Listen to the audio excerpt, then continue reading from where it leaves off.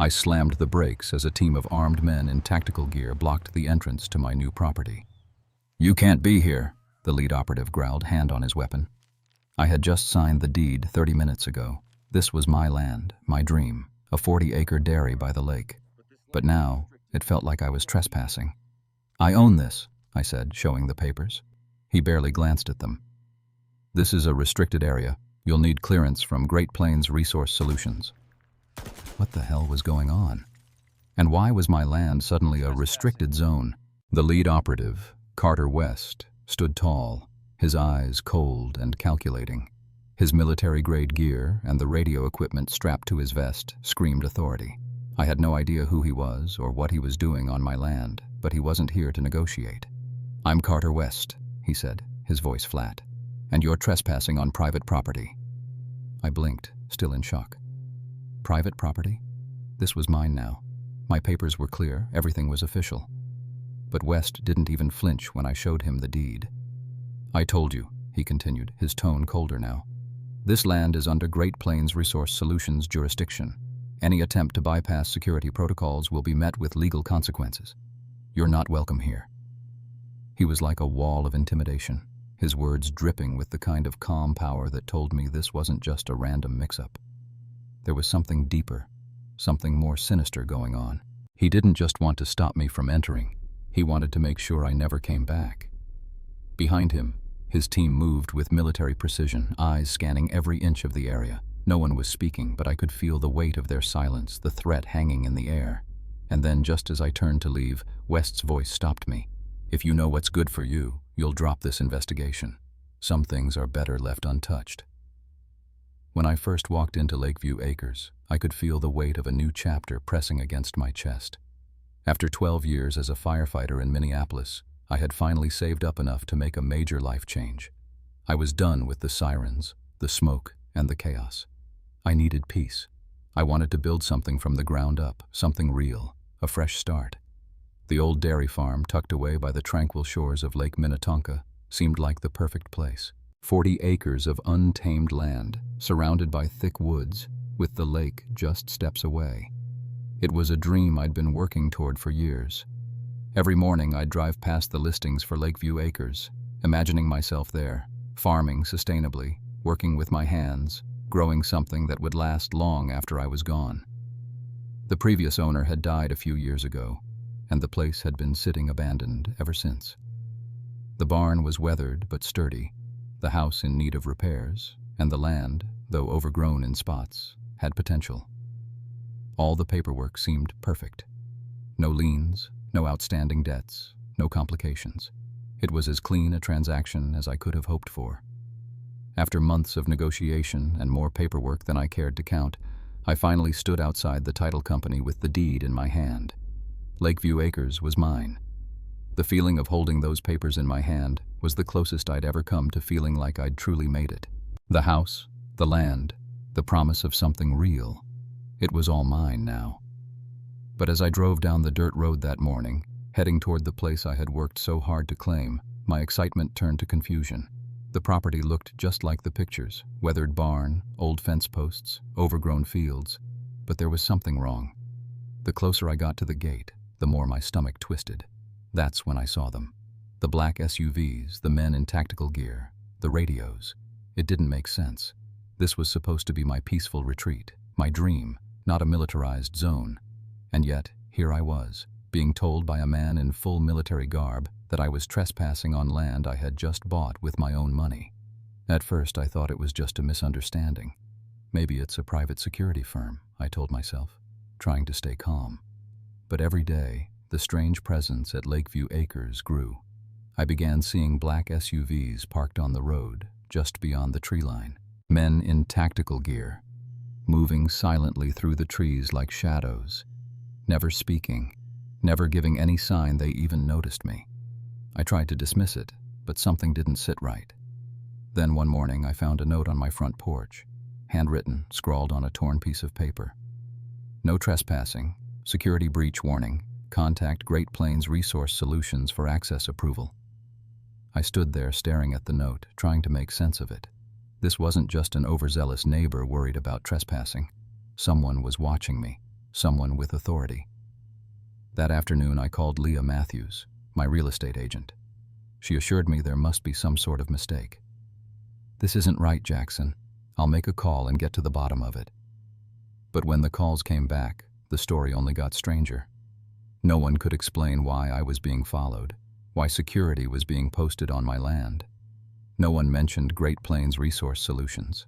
There was no record of them in any of the paperwork I had signed, and the surveillance continued. It wasn't long before the situation escalated from unsettling to outright invasive. One morning, I woke up to find my mailbox had been tampered with, its flag bent, the contents scattered across the dirt driveway. At first, I assumed it was just some careless vandal. But the following week, it happened again. This time with a small note tucked inside, written in a clean, professional hand. "This area is under private security contract. Violations will be reported." I called the sheriff's office, thinking that maybe I was dealing with some rogue security company, or perhaps even an overzealous HOA. But the sheriff didn't show up. No one cared. I was being ignored, and I was starting to feel like I was losing control of my own property. One afternoon, as I was walking near the barn, I saw a man in a black jacket standing by the fence, his eyes fixed on me from behind a pair of binoculars. He didn't even bother to hide. When I approached him, he simply turned away, not even acknowledging me. The message was clear. This wasn't my land anymore. And then, it happened. I saw two men standing by the lakefront, adjusting what looked like high-tech surveillance cameras, equipment I didn't own and hadn't installed. This wasn't security. It was surveillance, on a scale I couldn't have anticipated. A week later, my worst fears were realized. I came back to Lakeview Acres to find my truck had been broken into. Nothing was stolen, but my tires were slashed, the windshield shattered, and a note was left inside the vehicle. The note read, "Stay away from this property. You won't like what happens next." I couldn't just let this go. The sheriff's office wouldn't respond, and there was no other avenue of help. I started to take matters into my own hands, documenting everything I could, photographing the damage, recording the strange men around my land, and taking notes on the suspicious activities I kept witnessing. Then, I noticed something even worse. The barn had been tampered with. The lock on the front door had been replaced. The back door, which I'd never used, was wide open. Someone had been inside, moving around, making adjustments. This wasn't about keeping me out. This was about controlling the land, my land. And whoever they were taking it over piece by piece. I needed answers. I made my way to the local sheriff's office again, this time demanding to speak to someone in charge. I showed them the photographs, the evidence of trespassing, and the destruction to my truck. But once again, I was met with resistance. "This is a matter for Great Plains Resource Solutions, not us," the officer said, barely looking up from his desk. "They've got it covered. We're not getting involved." Frustrated and desperate, I called Leah Matthews again. She seemed to finally take me seriously. "Jackson, I'm going to escalate this. It's time to get some legal help," she said. "This doesn't sound like a regular private security firm. I'll make some calls." But when she called me back the next day, she sounded shaken. "I can't find anything on Great Plains Resource Solutions, Jackson. No paperwork, no official record of them. They don't even exist in the system." And that's when the realization hit me. Whatever was going on at Lakeview Acres, it was far bigger than I'd imagined. And whoever was behind it was willing to use any means necessary to protect their operation. Things were about to get much worse. That evening, I decided to stay overnight at the property, hoping I could catch someone in the act. I wanted to confront whoever was behind this. I set up some makeshift security cameras, hoping to get solid proof of what was really happening at the lakefront. The night passed quietly, but when I checked the footage the next morning, I froze. My cameras had caught men, more men, dressed in the same tactical gear, moving large industrial equipment toward the lake. The footage was grainy, but it was clear. This wasn't just a security operation. These men were working on something far more sinister. The footage stopped abruptly as a shadow passed in front of the camera. I jumped, startled. Then I heard the unmistakable sound of footsteps crunching on gravel. They were coming for me. In that moment, I realized I wasn't just fighting for my property anymore. I was fighting to expose a dangerous secret, one that could destroy everything I'd worked for, and more. The tension was unbearable as I sat in my truck, the engine running, the sound of my heartbeat in my ears. I had made it this far, and I wasn't about to turn back. I had seen enough to know that whatever was happening at Lakeview Acres, it was illegal, it was dangerous, and it was about to blow wide open. But I needed proof. Real, undeniable proof. I made my way toward the lakefront facility, the place where I had caught the men moving industrial equipment earlier. My mind raced, the footage I'd reviewed flashing in my head. Every inch of my property had been violated. The equipment wasn't just for surveillance, it was for something much darker. But what? The walk to the northern tree line was slow, deliberate.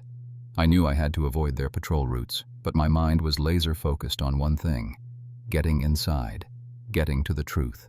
As I approached the facility, I saw shadows moving through the large windows. The air was thick with tension. My stomach churned. I was close now, but I could feel the weight of the operation pressing down on me. The industrial equipment hummed in the distance, a constant reminder that this wasn't some innocent environmental project. I ducked behind a maintenance ladder, carefully climbing to a vantage point high enough to peer through the windows. What I saw made my blood run cold. Inside, the room was filled with equipment I recognized from industrial operations.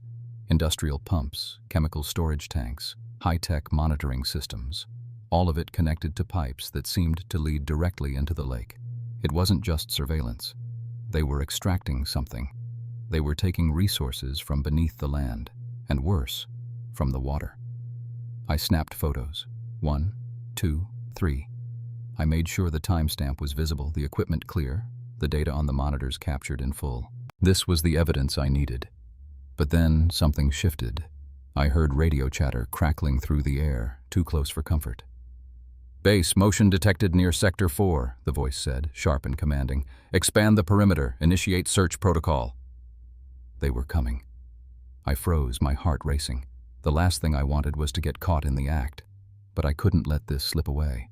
With a steady hand, I adjusted my camera, snapping more photos of the equipment, the operation, the men working at the facility.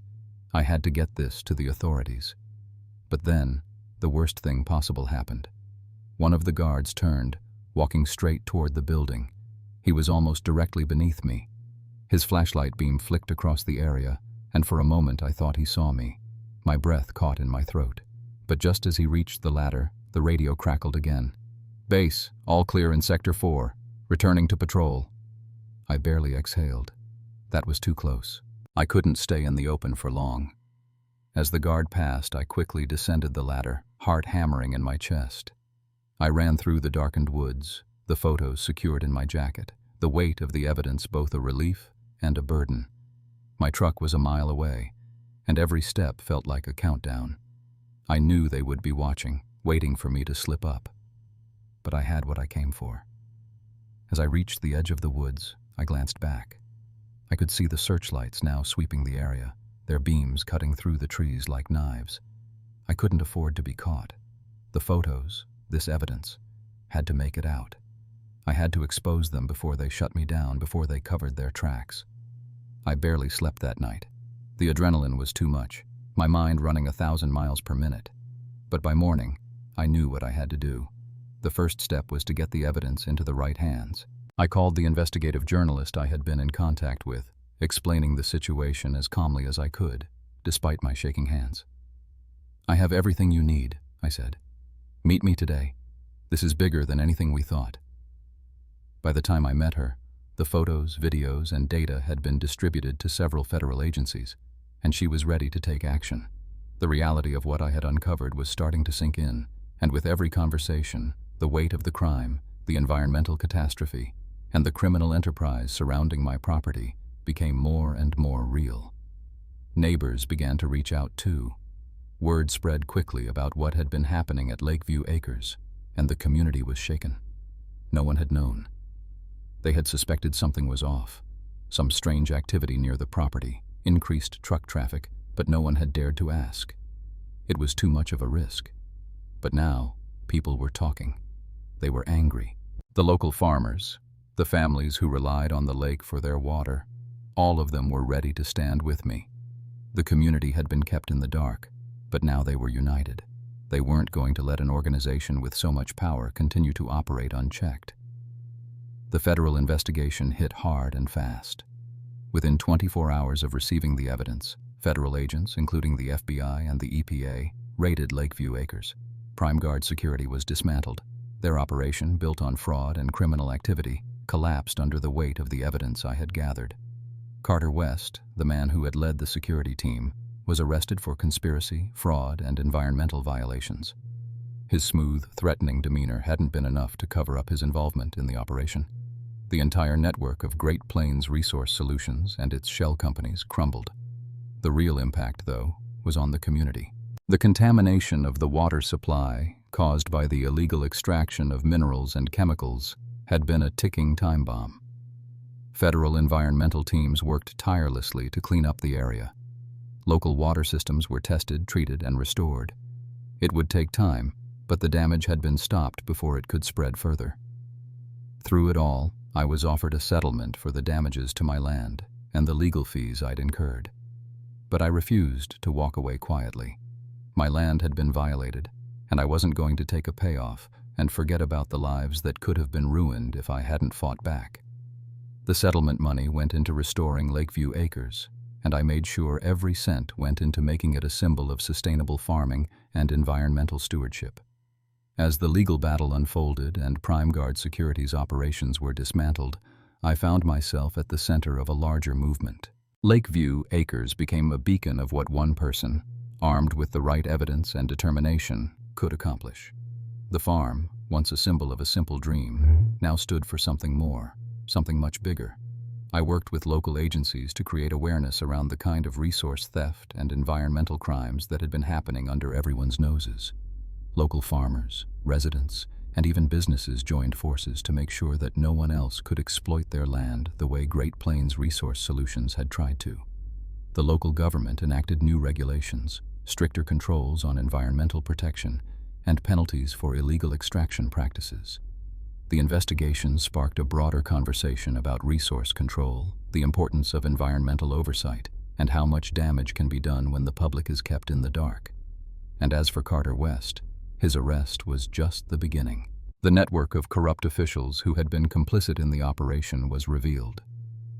They were removed from office, and many faced criminal charges. The county deputy who had stood by and allowed Prime Guard's authority to go unchecked was also arrested. What had begun as a nightmare for me, a simple man looking for peace and a fresh start, had transformed into a fight for justice. I didn't just reclaim my land. I reclaimed the power of the community and the environment. As I stood on the restored grounds of Lakeview Acres, looking out over the now clear waters of Lake Minnetonka, I knew I had done the right thing. The farm was thriving. It wasn't just a farm anymore. It was a testament to the importance of standing up for what's right, no matter the odds. The sustainable agriculture program I had always dreamed of was finally in full swing. But there was more to it now. Every inch of land, every inch of water, every life I was able to help protect, it all mattered. The lesson I had learned was this: sometimes protecting what's yours means protecting what belongs to everyone. And that, I realized, was the true meaning of home.